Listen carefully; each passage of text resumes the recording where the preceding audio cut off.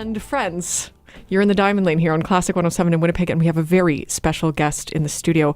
The YMCA YWCA of Winnipeg hosts their Women of Distinction Awards Gala on May 3rd at the RBC Winnipeg Convention Centre, and we have a nominee from the Arts, Culture and Heritage category, choreographer, dancer, Jill of all trades, Buffy Handel here in the studio. Welcome. Thank you. Oh my gosh. Okay, so I mean, we've been chatting a little bit already, and I want to keep it fresh. Okay. But you're so fascinating already. So tell us a little bit about the Aboriginal School of Dance, because this is what your name here is associated with most readily, at least from what I've been reading. Yeah. So tell us how that started.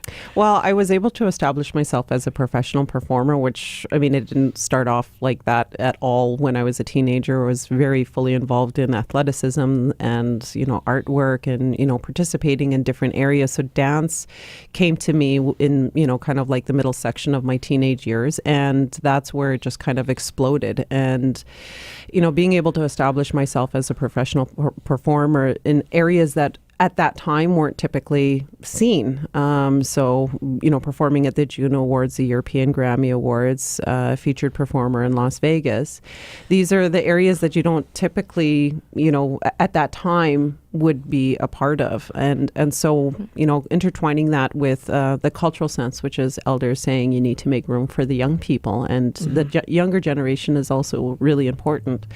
So I wanted to comprise that and, make a connection between the two. And I thought, well, you know what? When it was time that I wanted to learn about my cultural dancing, there weren't even after school clubs available. And so I just went, you know what, I wanted a professional standard, and I want to be able to offer that in my home community, or what is now my home community that I consider is Winnipeg. And so I just went, you know what, I'm going to open up the first in Manitoba history an Aboriginal School of Dance. And so we've been able to take on projects, with the Contemporary School of Dance. And most people actually think, while looking at the Aboriginal School of Dance, the only component that we do is dance. We also go into music. We also go into designing, and those are the areas where you just kind of break off into those other expressions and art forms. And the cultural piece is always intertwined. But it's just kind of pulled me into projects that I really did not think. But, in some ways it kind of makes sense, because Aboriginal dancing is a representation of who you are and what you believe in. And so who you are isn't just one thing. It could be multiple things. And so offering a time and space for people to come in and train and just be who they are and grow from that point and have the abilities and talents and freedom to do that is such a beautiful opportunity. And so opening up the Aboriginal School of Dance was kind of out of leadership. I opened the dance studio without a bank loan, without a personal loan, without any loan. I did that just utilizing and trying to lead by example and saying, you know what, it takes knowing how to invest in yourself, even financially. So what I did was, every time I was dancing, I saved up every penny and put it towards starting a company. And the multifaceted person that you are, I'm sure, fed into that. I mean, we were just talking a moment ago before we started our little on-air chit-chat about where you come from, and not just your cultural heritage, but also your genetic heritage. And that's so fascinating to me, because your last name is Handel, and yes. we were just talking about this. So tell us a little bit about that. That's well, the connection between like the last name, and again, you show up and you're a hoop dancer, or even when I do my public speaking seminars, and people are looking at me and I look very Indigenous, and then they go, last name Handel. Wait a minute, that doesn't sound very Indigenous or Native American. Where does this come from? And where it actually comes from is I'm also half German. And there's a direct link and family line between George Frederick Handel. Jeez. Yeah. Amazing. Oh my gosh. And I'm sure even he would not, if you were to ask him at that point, he probably would have never thought that his genetics would be passed, or that family line of name would be passed into Indigenous culture here in Canada. So Well, I mean, You just never know where your legacy might end up. I think it's fantastic, though. But as such a multifaceted person, you aren't just, of course, a dancer or a choreographer or an artist, but you are also a writer and a contributor. I was reading something about a book that you, a few years ago contributed to, and so tell us a little bit about your writing and how you got into that. Well, you know what? Honestly, I mean, when I look back and think back to even when I was younger, even at the point of starting the Aboriginal School of Dance, I would have never thought that I would ever be good at writing. And the owner to that publishing company that had published this particular co-author right. It was a set of First Nations Lady. Series 1 is what I contributed to. And I actually, if anybody's interested, they can contact me. I have some copies at the Aboriginal School of Dance. I would love to check it out. Yeah. So, yeah. Okay, well, cool. and so the lady to the publishing company, when she was talking with me about the concept of this book, she said, the number one thing that I want you to focus on is I want you to write like how you speak. And she said, and it just kind of dates back to even when I was attending ceremonies. And one of the medicine people that I was in a ceremony with, he told me, there's different sources of medicine all over the world. And some people don't understand that sometimes the sources of medicine that can actually come within is the greatest source.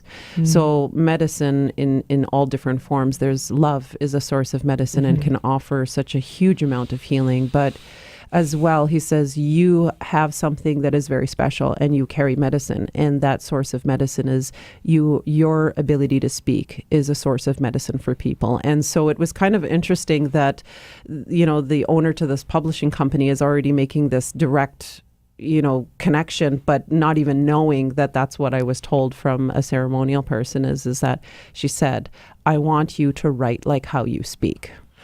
We're in the studio with Buffy Handel, nominee for the YMCA Women of Distinction Awards, happening May 3rd at the RBC Convention Center next Wednesday. Now, Buffy, speaking of this medicine that you're talking about, and in terms of your youth mentorship, you take a very hands-on approach in that. I do.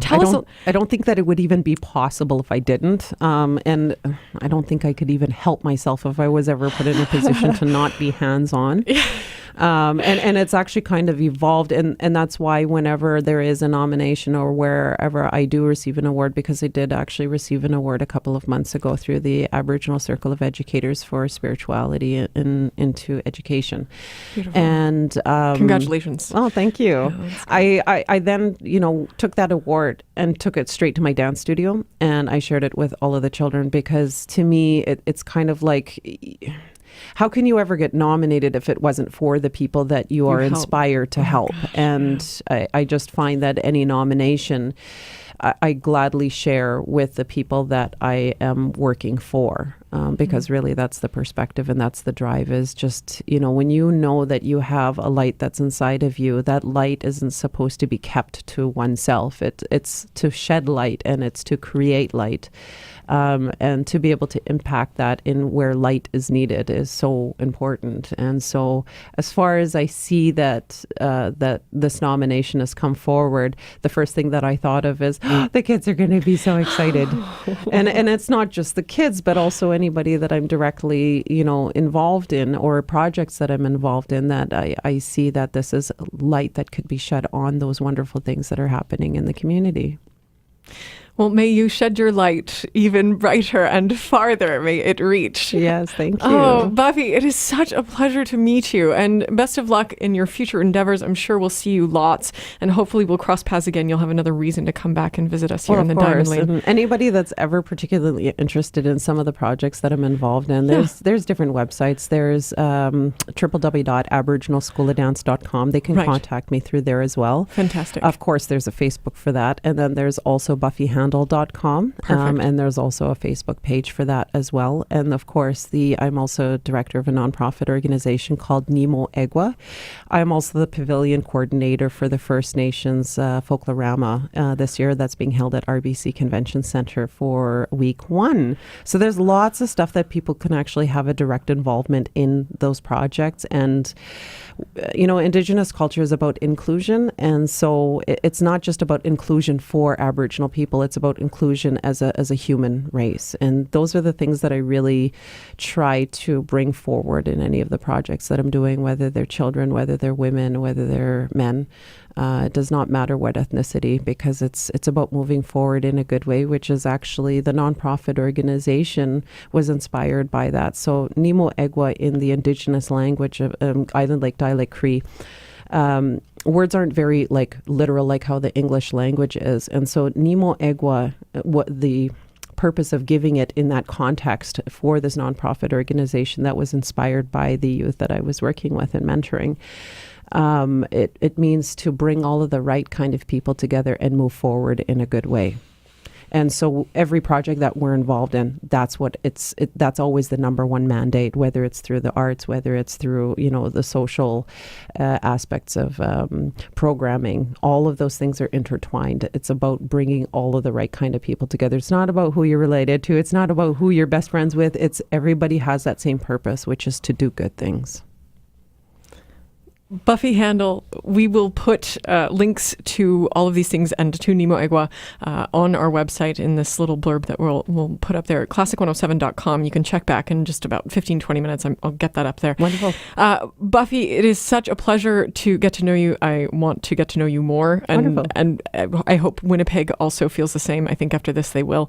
Yes. She is nominated in the Arts, Culture and Heritage category for the YMCA Women of Distinction Awards. So proud to have you. Yeah, and actually very excited. I'm really looking forward to next week. Magic. Just being involved in a room full of really powerful women. I've been in that situation before in Kentucky, and the energy level that's in the room of women that are there to support each other, to be proud of each other, is just an astounding opportunity. So I'm really, really excited just to even go to the gala next week. So yeah. Moving. I can't even. I'm speechless. I'm just going to leave it there. You're in the Diamond Lane with me, Sarah Jo, here on Classic 107 in Winnipeg. So happy to have you, Buffy. Come back again soon. I will. All right. We're going to go to a short break and come back with some great music. Stay tuned.